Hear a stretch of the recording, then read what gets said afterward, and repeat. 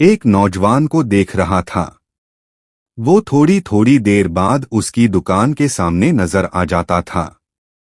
उसकी नजरें पंखे पर ही लगी होती थीं, मगर वो इस बारे में से सवाल जवाब नहीं करता था।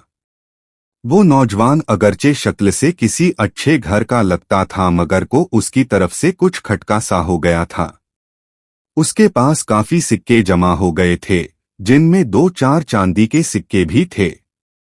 उसे फिक्र लग गई कि ये मशकूक नौजवान उसकी रकम पर न हाथ साफ कर दे। ये ख्याल आते ही वो मजीद चौकन्ना होकर बैठ गया और सिक्कों की थैली को अपने घुटने के नीचे दबा लिया। शाम हुई तो हसब मामूल घोड़ा गाड़ी ले आया। ने जल्दी जल्दी सामान समेटकर केमे में रखकर उसके दरवाजे को रस्सी से बांधा और घोड़ा गाड़ी में बैठकर घर की जानिब रवाना हो गया। वो घर पहुंचा तो उसकी माँ से ज्यादा बेताबी से उसका इंतजार कर रही थी। माँ तो खनखनाते हुए पैसों की थैली देखकर खुश हो गई, मगर ने पैसों की तरफ कोई ध्यान नहीं दिया। वो से बोली, भैया, क्या कोई पंखे का खरीदार भी आया था? ने जवाब दिया, कोई एक नहीं बल्कि बहुत सारे लोग इस अनोखे पंखे को खरीदना चाह रहे थे, मगर पंखा मैंने किसी को भी नहीं दिया। मुझे आपकी बात याद थी कि कोई इसकी मुंह मांगी कीमत भी दे तो उसे फरोख्त मत करना। उन लोगों की शक्लें तुम्हें याद हैं जो ये पंखा खरीदना चाह रहे थे? क्या उनमें कोई ऐसा भी था जिसके लंबे लंबे बाल थे, बड़ी बड़ी सियाह आंखें और रंग सुर्ख सफेद था? कद मुझसे इतना ज्यादा होगा। हाथ ऊंचा करके कहा।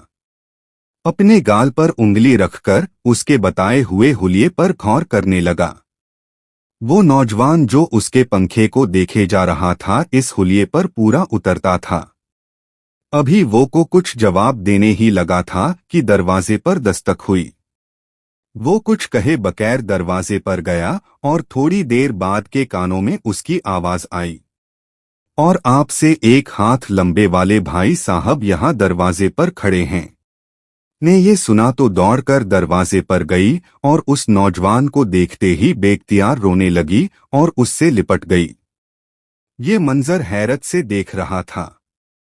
उसकी माँ भी शोर सुनकर वहां आकर खड़ी हो गई थी और हैरानी से उस नौजवान को देख रही थी। अम्मा, ये मेरे शौहर हैं, ने आंसू पोंछते हुए कहा। कि माँ ने शफकत से उस नौजवान के सर पर हाथ फेरा और उसे लेकर अंदर आई। अंदर आकर ने से कहा, खुदा का शुक्र है कि ये मिल गए हैं। जब हमारी शादी हुई थी तो मैंने अपने हाथों से इनके लिए नन्हे नन्हे सोने के घुंघरुओं वाला पंखा बनाया था। ये सोने के लिए लेटते थे तो मैं इस पंखे से इनको हवा झलती थी। छन छन की आवाज सुनकर ये मजे से सो जाते थे।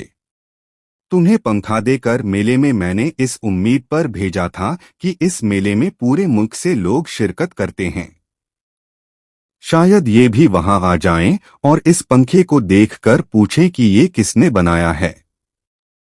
ये बात इन्हें पता है कि ऐसा पंखा सिर्फ मैं ही बना सकती हूँ। के शौहर ने को देखते हुए कहा, पंखा देखकर मैं समझ गया था कि ये तुमने ही बनाया होगा। मैंने इस बारे में से कोई बात नहीं की थी कि कहीं ये मेरी पूंछ से खौफ न खा जाए।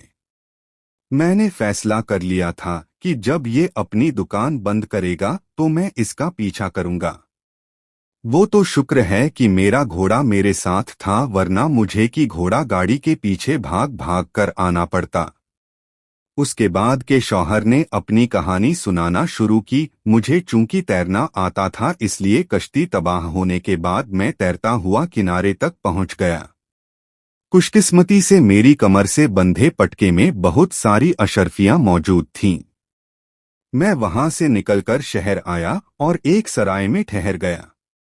मुझे न जाने क्यों यकीन था कि इन जिंदा होगी, इसलिए मैंने एक घोड़ा खरीद लिया था और उस पर बैठकर हादसे वाले इलाके में घूमता रहता था कि शायद मुझे कहीं नजर आ जाए।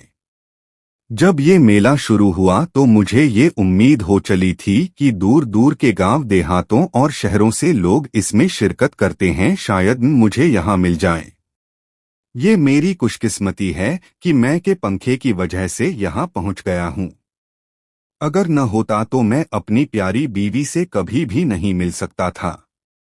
उसकी बात खत्म हुई तो ने उसे अपनी कहानी सुनाई और का कारनामा बताया कि उसने उसे कैसे दरिया में से निकाला था और उसकी माँ ने उसको बेटी बनाकर घर में रखा।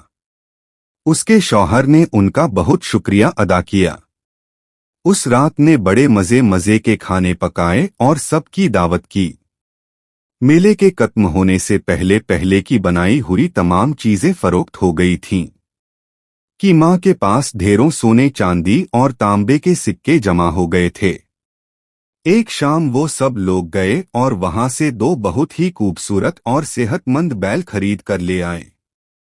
बैलों को घर लाकर बहुत खुश था। वो उनके खाने पीने के इंतजाम करने में लग गया।